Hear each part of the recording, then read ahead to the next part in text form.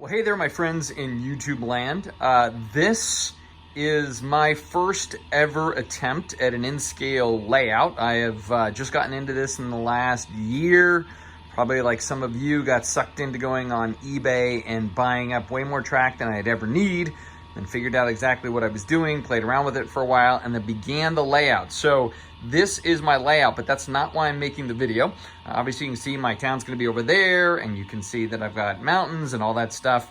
And you can see here that I am putting in DCC to run this layout, which probably, like a lot of you, you get pulled in from going DC to DCC because it gives you flexibility. But here's where it doesn't give you flexibility. Right here, if you're running Kato and you want to put in a 3-signal light onto your DCC layout, you will realize that it won't work. So I've had to pull this out right here. When I wired it in, I got the power pack and everything else, and then it just stays red. And I'm sure many of you, if you're watching this video, it's because you run into the exact same problem. And then you went looking on YouTube to come up with a solution, and then you discovered that there isn't really any great solution. At best, there is a manual solution to be able to do this. And then you probably ran across a video that's about 20 minutes long, kind of walking through that. And then in the end, you went, wait, but you didn't show me how to set up the actual switch to the track to do the manual kind of maneuver. So I am making this video for that purpose. So I'm going to walk through from the beginning. Even if you've seen that other video that's out there, I'm going to walk from beginning to end, including actually connecting the switch to do the manual trip to make all 3 lights work. And so I'm just going to start from the beginning, go to the end, and then hopefully all of us will be able to do this. Again, it's an imperfect fix. It'd be better if every time the train went through the sensor, it would just do its job, but on DCC, it won't work that way. But this is kind of a secondary way of making it happen, and so I'm going to go ahead and walk through that right now. All right, now the first obvious step is on the back here are 4 screws, 3 down the spine, and 1 here that is opposite of your actual signal. That screw you do not want to take out at all, right? That's going to cause you a bunch of headache. And so instead, you just want to go for these 3. Now, unfortunately, I had already glued my track down to my layout, and so it's got some residue on there, but we can work with it. So 1, 2, and 3. Right? They're small, so make sure you put them someplace that are easy to get to. I did this in a vise, just like the video I saw on YouTube, because I figured it would be pretty helpful that way. But once you got that, you can simply kind of dislodge the track. There's going to be 2 springs that pop out, and there are 2 like little clippy things. You don't need those, right? So we're going to be able to have those clips. I'll just set them here. Those 2 clips are going to be able to vanish in this equation, so don't worry about trying to figure out where you put them back in, because they're gone for life. But now you've got this all separated, right? Now what I'm going to do is I am going to put this back in the vise super gently, so I don't crush anything, obviously. But it's going to give me a lot more flexibility to do what I need to do. So I'll put this like that for now, put these wires down here, put this over here. Eventually, we are going to clip this black wire out. I'm actually going to clip it up here, and then I'm going to use the soldering gun that I have, and I'm going to just loosen that and pull the wire off. We're not going to use that black wire, but that connecting point you want to keep in mind, as well as this connecting point and this connecting point. So we're going to put red positives to this, a black negative to this, and then another wire to this, which is going to then eventually, one of these red wires and the wire you put here, that's what's going to go to that on-off switch that we're going to attach. And so when people were watching the video that I watched, and they're like, well, what do you attach to the switch? The wire that goes from this attaches to the switch, and one of the red wires that goes to this attaches to the switch. So we're going to do that next. All right, so to get a sense of how I'm going to do this, Again, I want to state that what we're going to do is we're going to run 2 red wires off of this, a black wire off of this, and then I've chosen to go with a blue wire off of this right here, just because blue is what I have, because I'm actually going to cannibalize some of my Kato wires, because I went to my local hardware store and they didn't have wires small enough for what I wanted, so I decided to just use extra stuff that I had anyway. It didn't matter. Here's how I'm cheating it. So I've got some blue Kato wire that, again, I'm going to run off of this one right here when I get to that point. And then what I'm doing to cheat it is I'm just using a Kato extension wire here, because one of the reds and the black that are going to go on these 2 parts, all I'm doing is basically hooking it to my Kato power supply, because I'm keeping my Kato transformer to run some of the stuff that I'm doing on my layout. So I need some kind of, you know, transformer system to use that with. So again, I'm just going to clip the end off of here, leave this end, because the one red and the black I'm going to run to a power supply, because that's actually going to be a part of how you're powering the unit. And then I'm just going to use another piece of red and run it off of this, because the other red, the red that's not related to being connected to the end of this plug, but rather that red and then the blue there, is going to run to the switch, the actual button on-off switch that I'm going to connect. So hopefully that comes together. You understand what I'm getting at there, that again, the red and black can stay connected to that connector there. And then I just, again, I'm going to cut off this end, solder the red there, solder the black there. And then I'm going to solder additional red off of that. And that is going to go to eventually my on-off switch with this blue one. Now I'm being repetitive, but I'm just doing that for all of our own sanity. So I'm going to work toward that next, and you'll see exactly what I'm getting at here. I'm in that stage of life where if I wear glasses, it's a problem, and I don't wear glasses, it's a problem. Okay, so what I'm gonna do right now is I'm actually going to just first off remove this black wire from the board. Sorry for the bump there, but I'm just gonna go ahead and try to be a little careful, because again, you got a lot of components all sitting right in that spot. So you want to be cautious with that. But again, I was able to get that off there. And while you could use your soldering iron and undo the solder there, I think the odds of melting the plastic are incredibly high. So I'd say skip that. Instead, I'm just going to clip it,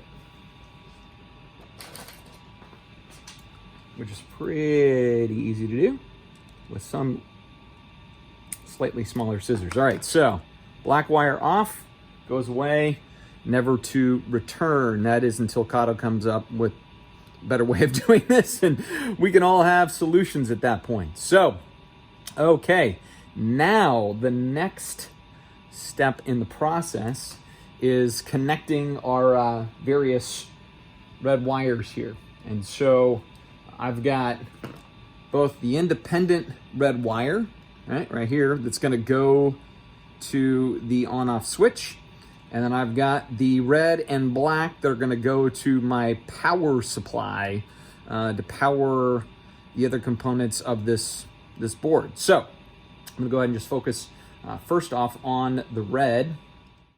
Okay, so at this point I have all my wires ready. I've got my independent red wire, and then I've got my red and black combo that is joined the other end by that connector to go into my Kato pack, right? So far that's where we're at. And again, this is all independent of the other red and black wires that are coming out, which of course goes into that special 3-plug power pack for the signal itself. So that's still on there at those. But now I've got an independent red and the red and the black join. I'm gonna go ahead and deal with these red wires first. And what I'm gonna do, I'm gonna go ahead and twist those together like so. And then I'm gonna join them to that board as best as I can. For the record, I'm no solder person. So I'm sure some of you will be watching and be like, oh, I could do that so much better. And I'm like, I'm sure you could actually. I haven't picked up soldering until I started railroading. So, and maybe some of you will take some peace in that. You'll be like, sweet, that dude doesn't know what he's doing either. That's fantastic. All right.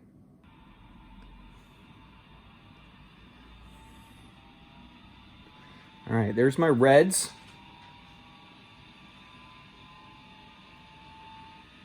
They seem pretty good and tight there. And then next, I'm gonna go for the black here.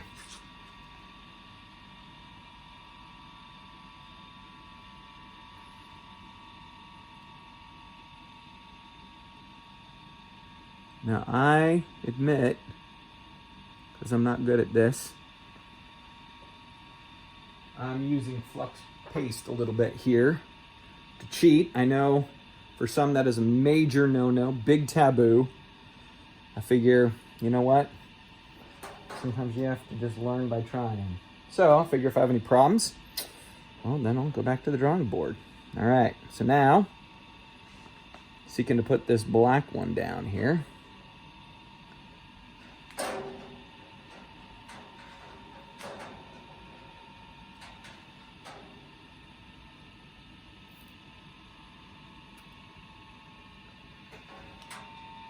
And that is looking pretty good. Now this is the one I was most nervous about here, which is trying to just get this to seat pretty nicely into that narrow little spot. I'm gonna go ahead and clean this tip off because it's just getting nasty a little bit. All right. Try to get this one right here nice and smooth and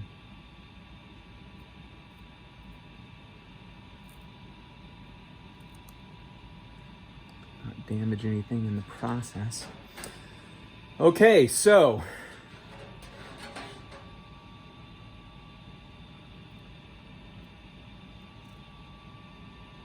get a little bit more connection there. I don't trust that fully.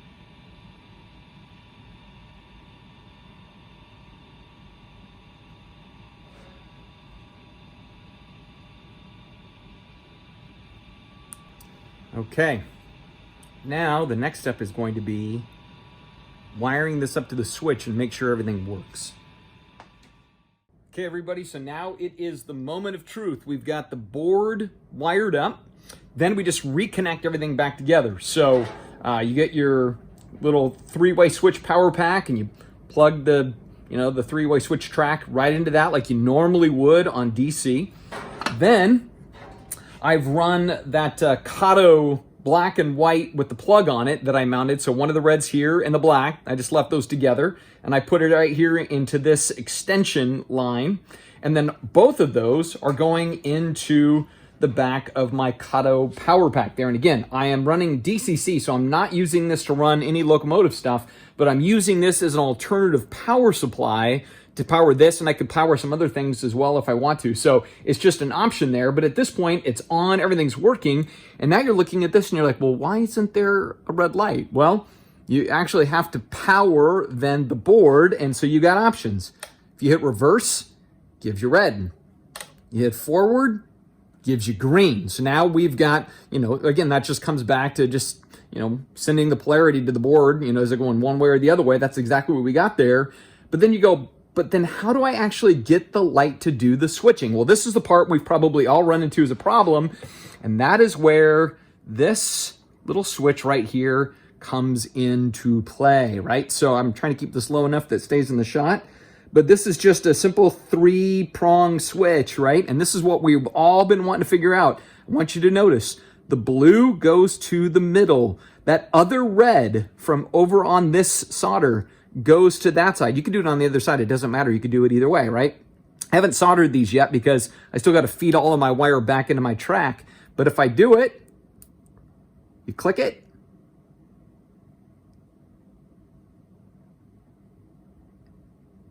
and you got your manual override right there. So that's how you want to do it. So just put the red on the one side, the blue on the other side. The switch was the big question we all had, and now it is solved for us. And then after you do all that, you just got to put this back on, deal with these wires, run them through again. It's going to take a little bit of massaging to get all the wires to probably fit and come out, but you just screw that back on and everything else, and it should work. You put it on your layout, and at least you get the color variation and option versus just you plug it straight into your DCC power and it's just red. That's a downer. This gives you more options. So I hope that helps. Again, the switch was the secret right there. I'll put in the description a link to be able to pick these up on Amazon for like 10 bucks or something like that. And you can wire it up yourself. But there's the mystery solved, right? So again, I just want to repeat because I know it's always helpful. The red and black, I went with one of the Kato extension wires. I'm trying to keep that there and did those. But then the other red and the blue go to that little switch right there. So hopefully that helps, and you can put it on your layout and go from there. All right, YouTube and fellow train enthusiasts, have a great day. Okay, quick added bonus feature. I would recommend, in trying to get that thing sealed back together, I was hoping my wires would fit pretty well, but it's not really gonna work because you can see, you know, kind of to get all the wires back through that hole is gonna be a little tight. So if you have a Dremel or a Dremel, you wanna go ahead and just open up that area a little bit more. I would recommend that you open up the side that you plan to run the wires out of, right? So I'm hoping this is in the shot. So since I'm gonna run the wires out this direction, I would just open up some of that plastic there so you can run the wires around that, that anchor for the screw, and it just gives you more options. Now, once you get past this gap should be wide enough for all those wires. That's what I found on mine, but you want to be able to seal this up completely so you don't have the track wanting to bow up or whatever else. And so again, just open up that cavity a little bit and that should be able to seal that right back up. So I'm gonna do that now. Obviously I'm not gonna show you that, but I'll show you the finished product if it actually closes up in the end. All right, so there we go. So you can see that I've been able to just open that up a little bit more than it was before. Let's do that. If you're using a Dremel, don't feel like you have to set it at like 30,000, right? Just lowest setting cuts through this plastic really nice. You don't want to make a bigger mess than you desire. So, but that's opened up now. So I'll see if I can put this thing back together and then we'll wrap this one up. So in the end, what will you have? Well, if all goes according to plan, you get everything wired back right,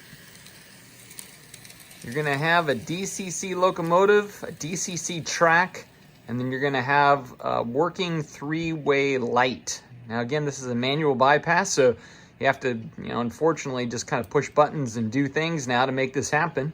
But it is a way to solve some of those problems. And so there you have it, people. So good luck with how you put this together, how you do it. But here's kind of a way that I figured out a way to solve the problem and get the light on the layout. So, all right, everybody, take care. Peace.